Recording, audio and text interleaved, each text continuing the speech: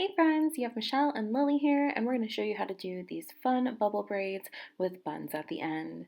I'm going to show you a quick version to begin on her left side, and then I'll fully explain the right side. So as you can see, I'm prepping Lily's hair with a crimper.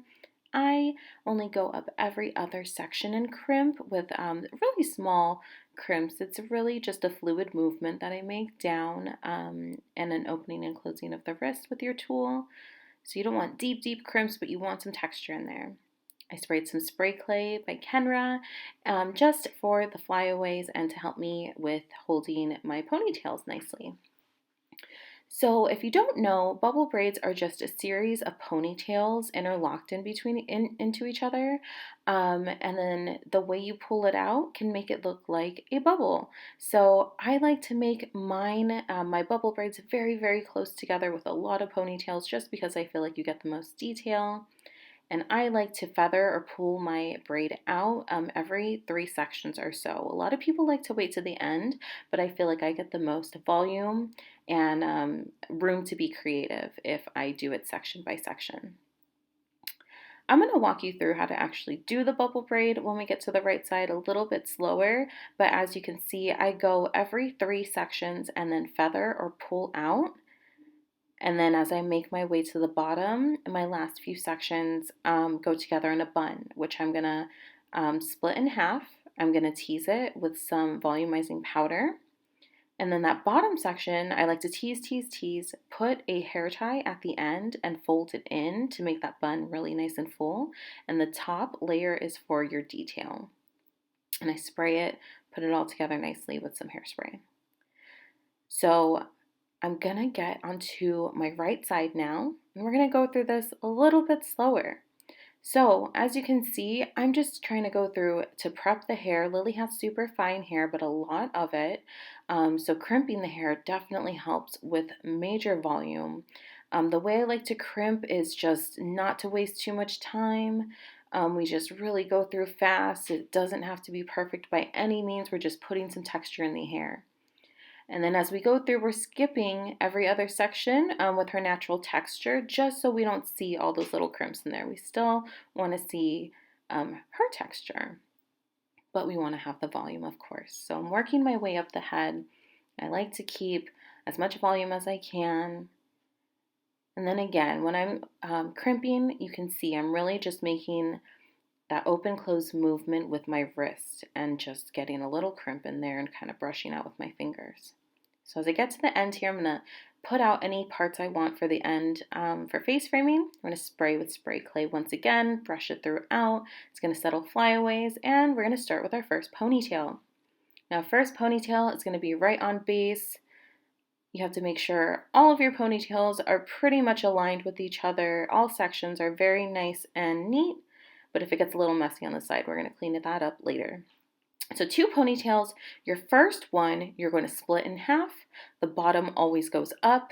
And with those 2 little legs there, we're going to feed in our next section. So you're going to gather all of that hair together and make a new ponytail right there.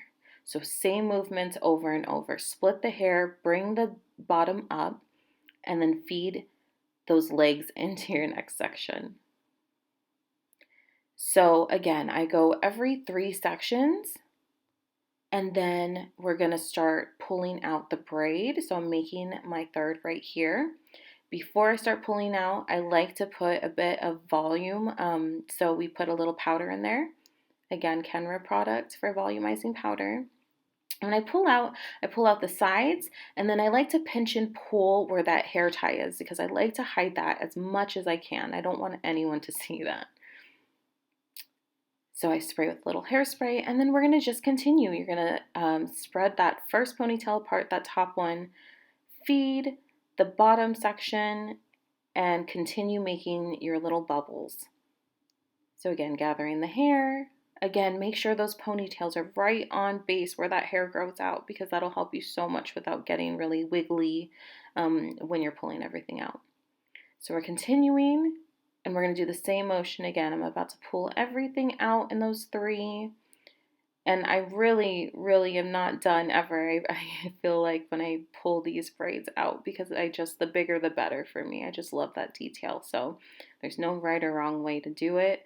I just like making a lot of little ones so we can get that really big volume and detail.